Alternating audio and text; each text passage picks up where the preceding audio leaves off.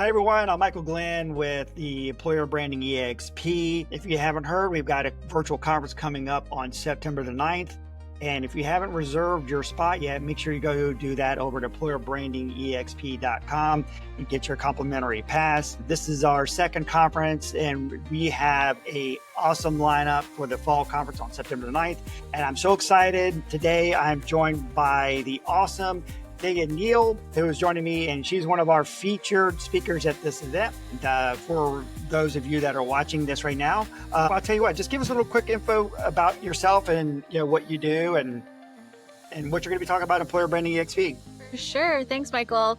So yeah, I'm Thea. I am a brand marketing consultant with a huge emphasis on employer brand. So this time at this conference, I'm super stoked to give a to boot or recruit presentation where I'm really going to go through all of the best and worst and also somewhat questionable and incredible pieces of employer brand content from brands all over the world. I think it'll be really fun just to kind of look at it like a highlight show or kind of like a fun time to just kind of view what is working, what isn't working, get some inspiration, see who is killing it. Maybe your brand will show up on there, but a fun, casual conversation on just who's rocking it and who has a lot of room for improvement in the employer brand space. Yeah, it's going to be awesome. Now, this is going to be such a fun session too, the way you just described it. I think this is going to be great. And so, all right, let's just kind of jump into some things here. I saw a post recently you put out on LinkedIn. I actually got a lot of comments and stuff, and I wanted to bring it up because it's very interesting right now, times that we're in, and you're not a fan of the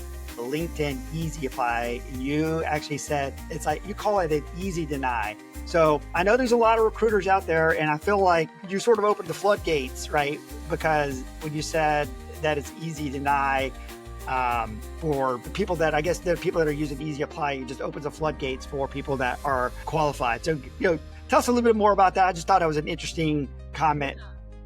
Yeah, for sure. I had a ton of conversation on that one from people who are job seekers, people who are recruiters, heads of talent, all kinds of stuff. And, Easy Apply, I think, worked really well probably 5 to 10 years ago. I think there was less people on LinkedIn. I think the job market was a little less competitive.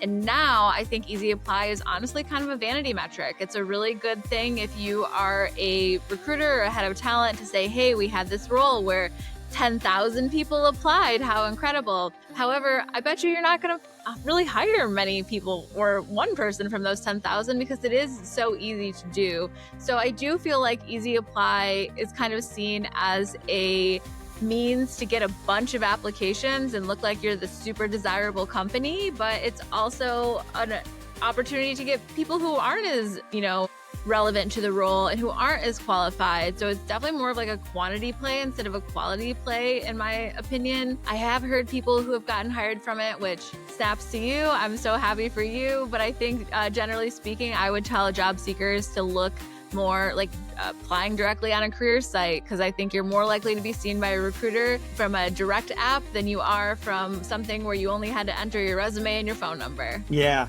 The only thing that I can say about the easy apply, if it just makes it easy, right? Like if you're applying to a lot of jobs and you don't want to go through all of the, I don't want to name the names, but the big applicant tracking systems out there where you got to give all this information in there. Gosh, it takes forever. You got to create a password, blah, blah, blah. But anyways, yes, I agree. There's so much, changes recently, and the easy apply has really opened up the floodgates for a lot of, people applying to positions, and it's created a lot more work for recruiters. Yeah. And that's what we're hearing, right? Yeah, for sure. It was funny. Some recruiters said oh, it's cool. I get to see all these applications. But the most recruiters that commented on there were like, please don't turn it on. I don't want it. It's terrible. Right. That's crazy. I know. And then now with AI, even making it even more interesting with all these AI robo appliers or whatever. Yeah. All right.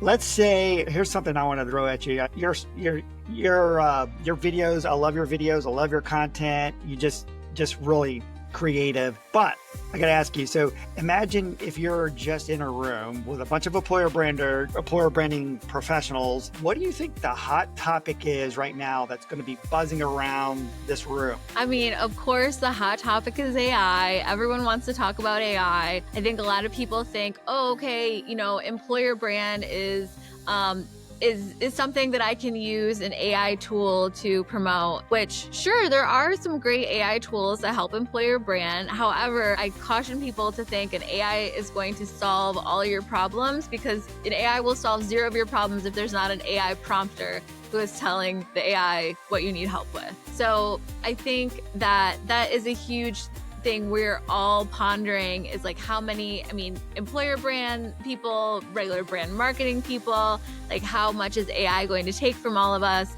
And an example of that is I work really closely with this gal who was just starting in marketing, and she didn't know what to put into a LinkedIn ad buy, what she should use for the headline or the title. And she was like, oh, I'll just go to ChatGPT. And I was like, no. I was like, we're not going to go to ChatGPT. I was like, because someday, what if we can't afford ChatGPT? Someday, what if ChatGPT ceases to exist? Like, we have to still use our brains. So I think you get better content, you get more varied content, you're making your marketers and your brand and your employer brand employees smarter if you are encouraging them to not use AI for everything. If it's less than 300 characters, you don't need AI. I believe in you all to pull it from the power of your brain. There you go. I love it. And one of the things, and you're talking about the AI stuff, and it is a hot topic. And I believe there's going to be a lot more, discussions around AI as well. And you just brought up something that's so true when it comes to AI and thinking for yourself, because if everybody goes to AI, then guess what? All your titles, like you just mentioned, they're all going to look the same. They're all going to have the same little words that AI creates, like, landscape and whatever, I can't think of, but you know what I mean?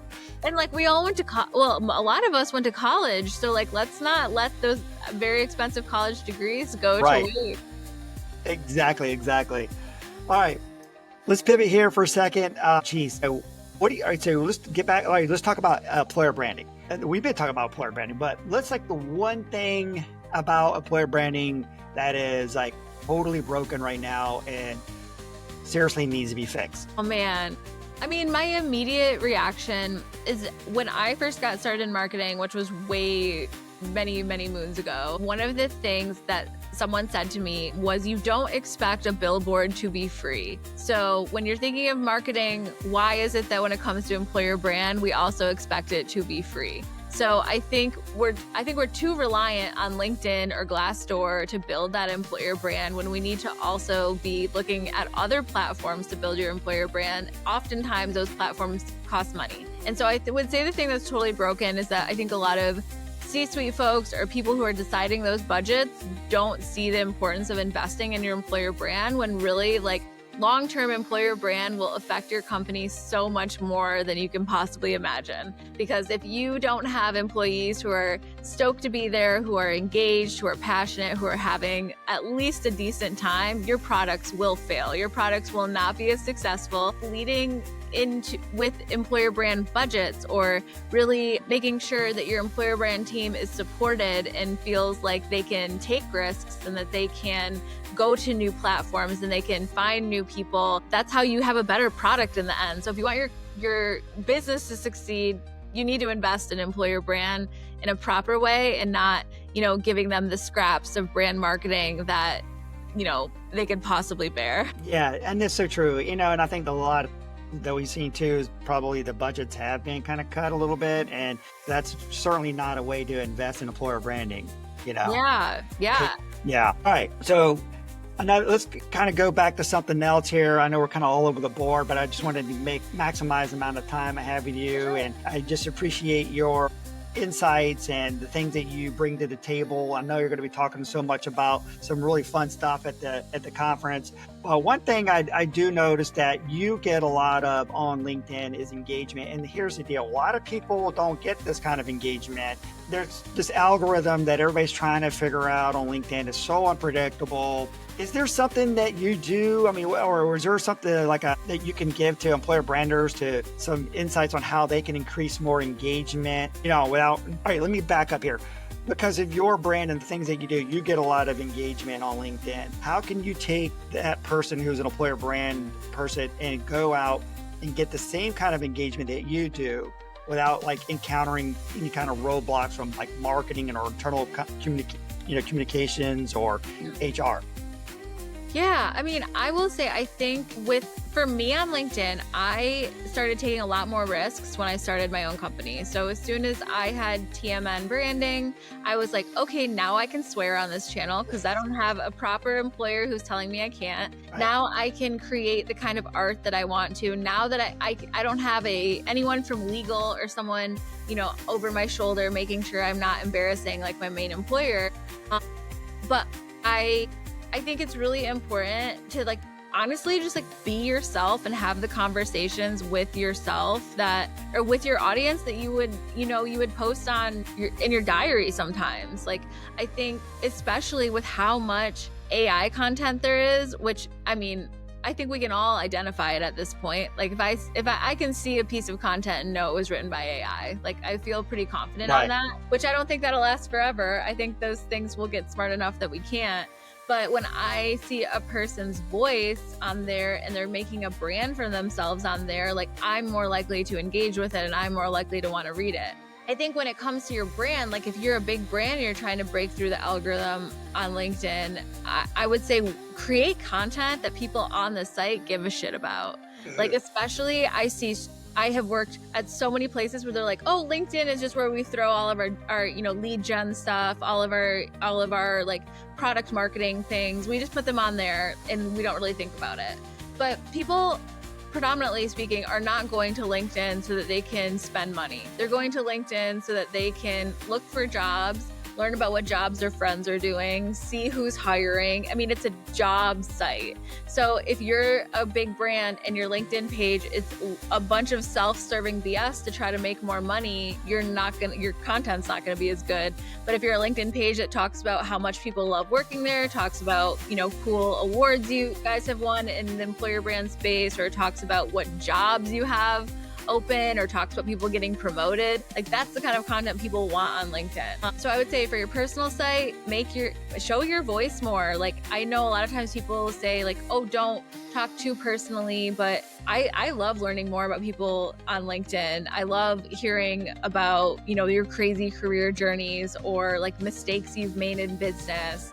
And that is an opportunity too. If you say, hey, if you do like AI and you're I can't possibly be so creative to talk about myself, which yes, you can absolutely do that. But go to AI and say, prompt it with, tell me 5 things that would make interesting content to write about on LinkedIn. And then take one of them and write a paragraph and post it. And then do that twice a week. And then once those do well, do that 4 times a week and move from there. But I don't use AI to write any of my LinkedIn content, but I would use it to brainstorm if I couldn't think of any ideas. But I'm lucky that I have lots of things I like to complain and vent about on LinkedIn. So I'm never running out of topics. Yeah. And I think that's why you probably get so much engagement there, just because all of your content is coming from you and not just, from ChatGPT. And I think that a lot of people that are in employer branding have a hard time being themselves because they're in marketing or they're in talent acquisition, and then they're trying to be the